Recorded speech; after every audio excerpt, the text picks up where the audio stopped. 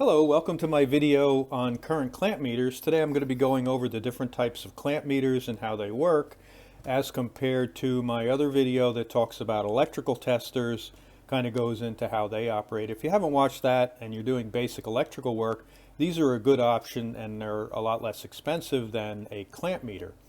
What a clamp meter does is it steps it up to where you have the full functionality of a multimeter with a built-in inductive clamp pickup. So if you're doing a lot of electrical work, working on vehicles, things where you have to measure a lot of current, a clamp meter could be a best choice for you. So when I talk about current, I'm talking about flow. When we just measure the pressure or the voltage, this is just the pressure. I'm going across 2 points. I'm measuring 120 volts. When I'm talking about current, when I want to measure current in a wire, I have to have the something working, some sort of load on the wire, so I have electric flow. Current equals electric flow, so when something turns on, I can measure the amount of flow. Now, if you have questions on some of the basic technologies, I have some information on my website. If you go down to types of in meters and you select the types of meters, within that category, first, if you have any questions on the types of functions, what all these symbols mean, there's a section on that. If we go down to clamp meters, this will tell you some of the basic information on how clamp meters operate. So what we have is we have an inductive pickup. Whenever I have electricity flowing through a wire, it generates a magnetic field around that wire, and this is picking up that magnetic field. Now I'm using AC now that has a very strong electric magnetic field. And one of the things though is when I'm working with AC, I have a hot and a neutral. So when current's flowing, it flows out through the hot and comes back through the neutral. I have the same magnetic field in both directions, so it cancels each other out. That's why with the clamp meter, if I go around just both wires at the same time, I'm not going to measure anything. I have to go around one wire, and that is how I can take a measurement. So now I have electricity just flowing through the one wire, and I can take a good measurement. Now, when you're working inside an electrical panel, these two wires are separated. It's easy around to get one wire.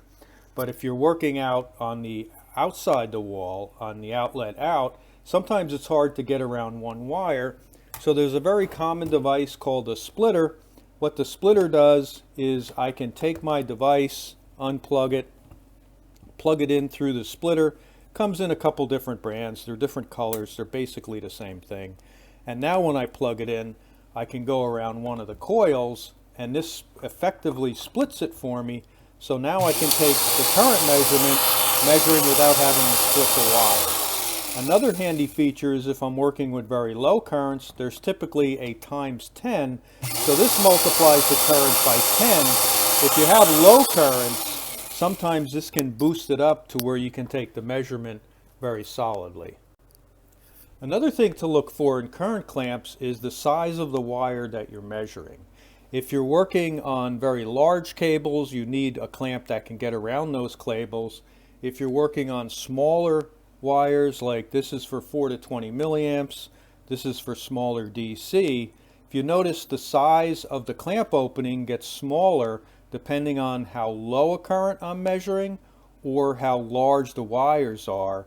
You want to be able to get as close to the wire as possible, but also get the functionality. This only goes up to about 25 milliamps, where this one goes up to 1,000 amps. So it really depends on what type of circuits you're working on, how high are the currents, and to what level of resolution you need to take those current measurements.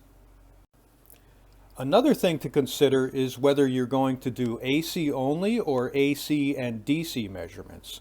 With AC, we have a magnetic field that's not only alternating back and forth, generates a very strong field, we're also at a very high pressure. So we're doing this at 120 volts pressure, so we have quite a bit of reading that's going on with this. Let me get this thing turned on so we can see. So we have 120 volts. Now when we're working with DC, we have only 12 volts and it's going in one direction. So we have a very small magnetic field. So when we're working with AC only, all we need is a coil of wire, and you can tell that by there'll be two metal spots on the clamp, and that'll make a so this is just a coil of wire. If you're getting some funky readings with these, you might just need to clean these contacts, because they really do make that into a coil when we go around the wire. If we're working with a DC, what we need is an electronic sensor. So here we just have plastic. It's not really making a contact, but there's an electronic sensor here that can read the smaller magnetic field that's on a DC current clamp. Typically what you'll find with a clamp meter, if it's an accessory, it will have a battery in it, and it will also have a zero. If you're working with a clamp meter that does both AC and DC, what you'll see is a zero function. The reason for the zero function is if when we're working and measuring DC current, we want to hold it next to the wire and zero this out, because there's a whole bunch of magnetic fields that are just in the environment that are going to affect the electronic sensor. Once it's zeroed out, we then go around the wire and take the measurement. So that's why there's a zero key, to give you more accuracy as you're zeroing out all the stray magnetic fields that are in the environment. Another handy feature that you'll find on more expensive clamp meters is the ability to measure an inrush current. When I turn on this drill, well, first of all, I turn it to AC function. I'm going to go around one leg of the circuit, and then when I turn on the drill, it goes up to a high current and then it goes down.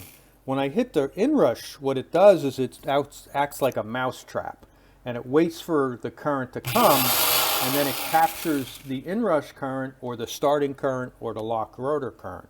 So you see that the inrush current is 5.7 amps, while my running current is 1.2 amps. So there can be up to a 5 or 10 times difference in the inrush or starting current, and this can actually trip your circuit breakers. So if you have a motor or a machine that every once in a while the circuit breaker trips out on it, you might want to check what the starting current is. You may have other devices on that particular circuit that have it up maybe around 10 amps on a 15 amp breaker. When you start the motor, it goes to 5.7 and it trips the breaker. It doesn't happen every time, but if it's intermittent, it's a quick thing that you can test for.